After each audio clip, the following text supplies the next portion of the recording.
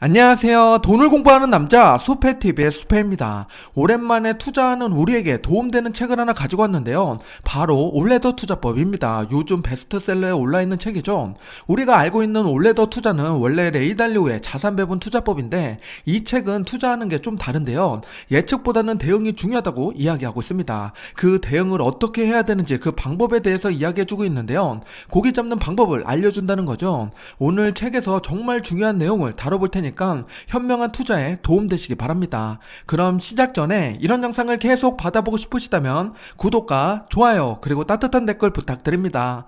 여러분의 관심이 저를 행복하게 합니다. 감사합니다. 올레더 투자법을 간통하는 이야기는 바로 이 차트 하나로 설명할 수가 있는데요. 지금 그려진 곡선은 기준금리입니다. 금리 변화에 따라서 투자해야 될 자산이 다르다고 이야기하는 건데요. 금리가 올라가는 시기에는 주식을 사고 금리가 하락하는 시기에는 채권과 금으로 이동을 합니다. 그리고 금리가 바닥에서 상승하기 시작하면 자연스럽게 원자재와 부동산으로 투자를 옮겨야 한다고 이야기하는데요. 그렇다면 우리가 중요하게 봐야 될 것은 바로 기준금리입니다. 미국의 기준금리가 요물 같은 존재인데요. 왜 그런지 뒤에서 살펴볼게요. 최근 1년 동안 미국 기준금리에 대한 기사 3개를 볼게요. 첫 번째는 작년 11월인데요. 그때 미국 정치권 압박으로 인해서 금리 인상 속도가 늦춰질 거란 이야기가 나왔습니다. 그런데 계속 기준금리는 올라왔죠. 두 번째는 올해 5월인데요. 10회 연속으로 금리를 올리니까 급격한 금리 인상이었다는 평이 있었습니다. 그러면서 추가 인상은 없을 거라고 시사하는 발언이 파월이 했었죠. 그런데 지금 기준금리는 5.5%가 됐습니다. 마지막 세 번째, 3달 전인데요. 소비자 물가가 3.2% 상승하면서 금리 동결을 기대를 품었었죠. 그리고 이제는 인하를 생각하게 됐었습니다. 그런데 현재까지도 5.5% 고금리를 유지한 게 3개월이 지났죠.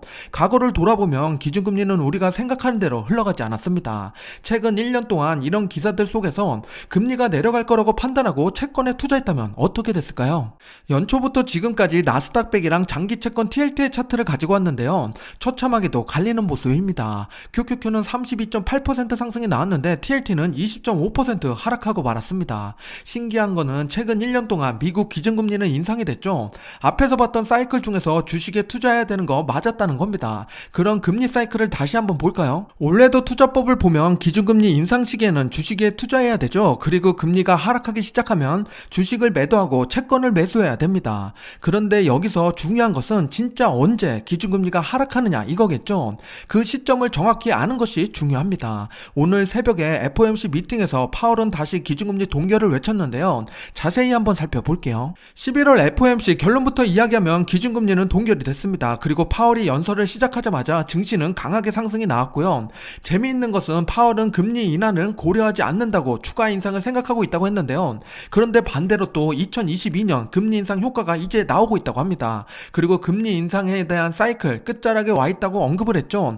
그렇다는 것은 이제 추가 인상보다는 인하를 고려해봐도 된다는 느낌으로 다가오고 있습니다. 올해 마지막 FOMC는 12월에 있죠. 기준금리 전망치는 어떻게 되는지 살펴볼게요. 금리 동결이 77.6%로 강한 모습이고 추가 인상은 22%를 차지하고 있습니다. 파월의 말처럼 지금까지 기준금리 인상 효과가 나오고 있다면 약한 고리가 파괴되면서 오히려 인하에 대한 고민이 필요한 시점입니다. 점도표를 봐도 2024년과 2025년 추가 인하가 예상이 되고 있죠. 그런데 조금 무서운 것은 그 인하폭이 상당히 낮다는 겁니다. 새로운 고금리 시대가 열리는 건 아닌지 생각해 봐야 겠습니다. 그럼 가장 중요한 진짜 기준금리가 인하하는 시점은 어딘지 살펴봐야겠죠. 그걸 알아봐야 우리가 대응할 수 있게 됩니다. 지금까지 예상치로 보게 되면 기준금리 인하하는 시점은 2024년 6월입니다. 그 뒤로 조금씩 내려올 걸로 보고 있는데요. 긴 호흡을 갖고 천천히 채권을 준비하는 것도 방법이 되겠습니다. 실제로 올레더 투자법을 저술하신 판교 불패님은 단기적으로는 2023년 하반기부터 24년도까지 미국 장기 채권에 관심을 가져야 된다고 이야기합니다. 그리고 하나 더 일본 엔테크도 이야기했는데요. 이 두 가지는 조금 더 자세히 살펴볼게요. 2022년 3월부터 시작된 기준금리 인상은 이제 끝이 보이기 시작했죠. 그런데 문제는 4에서 5%대 고금리가 계속 유지될 수 있다는 게 함정인데요. 판교 불패님은 이럴 때 TLTW에 투자하면서 높은 배당을 받는 것도 좋은 선택이라고 합니다. 그리고 갑자기 금리가 하락할 거라고 생각이 들면 TMF에 투자해서 주식의 하락을 대비한 채권에 투자해야겠죠. 두 상품은 모두 리스크가 리스크가 큰 상품입니다. 그래서 방향성에 투자하는 거기 때문에 현명한 판단과 선택이 중요한 겁니다. 앞으로 기준금리는 어떻게 움직일까요? 연준은 두 가지를 생각하고 기준금리를 결정하는데요. 바로 완전 고용이랑 물가 안정입니다. 두 마리 토끼를 잡기 위해서 기준금리를 올리거나 내리는 역할을 하는 거죠. 심지어 양적 완화랑 긴축을 하기도 합니다. 여기서 우리가 봐야 될 중요한 지표는 완전 고용에서는 고용 보고서를 봐야 되고 물가 안정에서는 소비자 물가 지수를 확인해야 됩니다. 앞으로 이 두 가지를 트래킹하면서 금리의 방향을 검토해 보시기 바랍니다.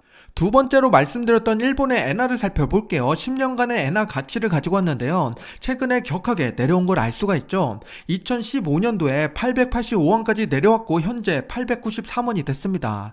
엔테크 해볼 만한 위치에 온 거죠. 지금 매수해서 950원까지 올라간다면 6% 상승이고 1000원을 찍는다 그러면 12% 수익이 발생되는 겁니다. 앞으로 그럴 가능성이 높다고 생각이 들면 도전해봐도 좋겠죠. 그리고 일본에 여행을 계획 중이라면 900원 밑에서 환전을 미리 해놔도 좋겠습니다. 참고하시기 바랍니다. 단기적인 관점을 봤으니까 조금 길게 장기적인 투자 전략을 살펴볼게요.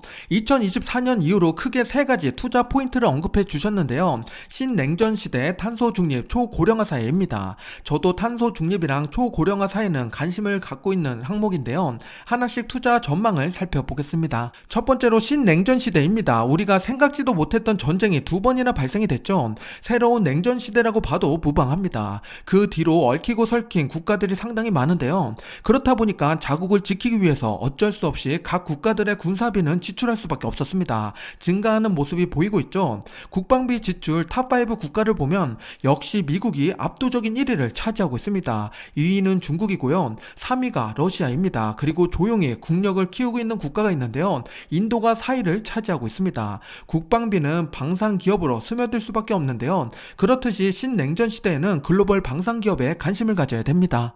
두 번째는 탄소 중립입니다. 요즘 날씨만 봐도 기후 변화가 상당히 무서운 존재란 걸 깨닫게 되죠. 그래서 글로벌 국가들은 온실가스 절감을 위해서 부단히 노력하고 있습니다. 심지어 최근에는 온실가스 절감 목표를 상향까지 하게 됐는데요. 그 중에 태양광 산업은 큰 규모를 차지하고 있습니다. 오른쪽으로 한번 볼게요. 미래시장 전망을 봤더니 2027년이 되면 3배 정도 커질 걸로 예측을 하고 있죠. 다양한 재생에너지 분야에 관심 가져야겠습니다. 그 중심에는 신재생 에너지 기업으로 넥스테라 에너지가 있고 세계 1위 리튬 기업으로 알베마르이 있으니까 참고하시기 바랍니다. 마지막 세 번째는 초고령화 사회인데요. 사람들은 건강을 생각하고 의학기술은 발전되면서 자연스럽게 기대 수명이 점점 늘어나고 있습니다. 그렇다 보니까 초고령화 사회로 접어들 수밖에 없는 거죠. 미국 연령별로 평균 자산을 봤더니 이미 50대 이상의 인구가 대부분의 자산을 차지하고 있습니다. 머니파워를 가지고 있는 그들은 건강과 복지에 더욱 관심을 갖게 될 건데요. 그렇다면 존슨앤존슨과 화이자 같은 헬스케어 기업에 우리도 관심 가져야겠습니다. 지금까지 세 가지 투자 전략을 말씀드렸는데요. 여러분은 이 중에서 관심 있는 분야가 있나요? 저는 모두 관심을 갖고 있는데요. 그 중에서 정해진 정답 같은 분야가 초고령화 사회라고 생각을 합니다. 건강에 대한 이슈는 우리가 절대 놓칠 수 없는 숙제 같은 거죠. 헬스케어 분야를 조금 더 공부해 봐야겠습니다. 다시 기준금리로 넘어와서 볼게요. 1990년부터 지금까지의 기준금리 변화를 가지고 왔는데요. 상황을 살펴보면 이미 기준금리는 격하게 올라와 있는 상태죠. 지금 우리가 걱정하고 있는 것은 고금리 상태로 유지되면 어떻게 되느냐 요거입니다. 과거의 사례를 보면 4번이 있는데요. 기간은 모두 다르지만 금리 인상의 끝자락에서 고금리를 유지했던 순간들이죠. 이때 S&P 500이 어땠을까요? 과거를 되짚어 보겠습니다. 고금리를 유지했던 순간들을 검정색 음영으로 표시해 봤는데요. 신기하게도 하락한 구간이 없었죠. 심지어 1990년대는 격하게 상승이 나왔습니다. 그 말은 지금 공포에 휩싸일 필요가 없다는 이야기죠. 한 가지 우리가 명심해야 될 것은 하나 있습니다. 고금리를 유지한 다음에 그 이유를 봤더니 금리가 하락하는 순간 4번 중에 3번은 큰 폭락이 나왔습니다. 그 말은 앞에서 소개한 사이클과 딱 맞아 떨어지는 구간인데요. 다시 기준금리를 잠깐 볼게요. 고금리가 유지되다 보면 어떤 약한 고리가 끊어지게 되고 그런 기준금리를 인하할 수밖에 없게 되는데요. 과거의 모든 상황들이 이를 증명해주고 있습니다. 어떤 이유에서건 고용과 물가가 불안해지니 있으니까 연준에서는 기준금리를 내리는 결정을 할 수밖에 없게 됩니다. 최근 팬데믹 때는 양적 완화까지 실행을 했었죠. 이런 모습을 보고 타이밍 매수를 하고 싶어지는 건데요. 과연 우리가 타이밍을 잡을 수가 있을까요?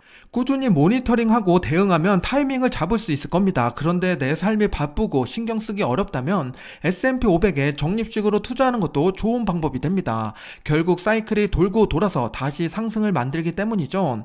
더군다나 하락할 때 적립식으로 계속 모아간다면 더욱 좋은 기회를 찾게 되는 계기가 됩니다. S&P 500의 장기 투자가 이를 말해주고 있습니다. 금리 사이클에서 우리가 한 가지 알아둬야 할 게 있는데요. 금리는 최고점에서 최저점까지 기간을 체크해봤더니 전체의 절반을 차지하고 있습니다. 그런데 실제로 기준금리 변화를 살펴보면 격하게 금리가 내려가는 걸 알 수가 있죠. 이 말은 이해하기 쉽게 사이클을 그려놨지만 각 사이클마다 구간별로 기간이 다르다는 이야기죠. 그렇기 때문에 타이밍을 잡기가 정말 어렵다는 겁니다. 하지만 전체적인 흐름을 파악하고 지금 어디쯤 흘러가고 있는지 알고 있는 것은 멘탈 관리에 큰 도움이 되니까 꼭 알고 있어야 되는 항목입니다. 제가 추구하는 투자는 자산 배분 투자법으로 성장과 배당, 채권, 금 4가지 자산으로 비중을 조절해서 적립식으로 투자하는 형태인데요. 오늘 소개드린 올레더 투자법은 금리 사이클에 맞게 투자를 해야 언제든 수익을 낼 수 있다는 이야기를 담고 있습니다. 여러분은 어떤 투자를 선호하고 계신가요? 머리로는 자산 배분인데 마음으로는 올레더 투자를 하고 계신가요? 둘 다 좋은 투자라고 생각이 들면 2가지 투자법을 혼합하는 형태로 투자하셔도 되는데요. 자산 배분을 해놓고 기준금리 변화에 따라서 각 자산의 비중을 조절하는 방식입니다. 이런 투자는 동적 자산 배분이라고 부르는데요. 정적 자산 배분보다는 조금 더 유연한 투자에 속하겠죠. 시장을 공부하며 투자하기에 좋은 전략이 됩니다. 지금까지 기준금리 변화에 따라서 투자해야 될 자산에 대해서 알아봤는데요. 금리 사이클에 따라서 주가가 움직이는 것을 확인했죠. 동일하게 사이클이 움직이고 주식에만 투자한다면 오르락 내리락 내 자산이 계속 제 자리에 있어야 되는데요. 그런데 장기 투자를 해보면 그렇지 않는다는 걸 깨닫게 될 겁니다. 그 이유는 주가는 평행이 아니라 우상향을 그리고 있기 때문인데요.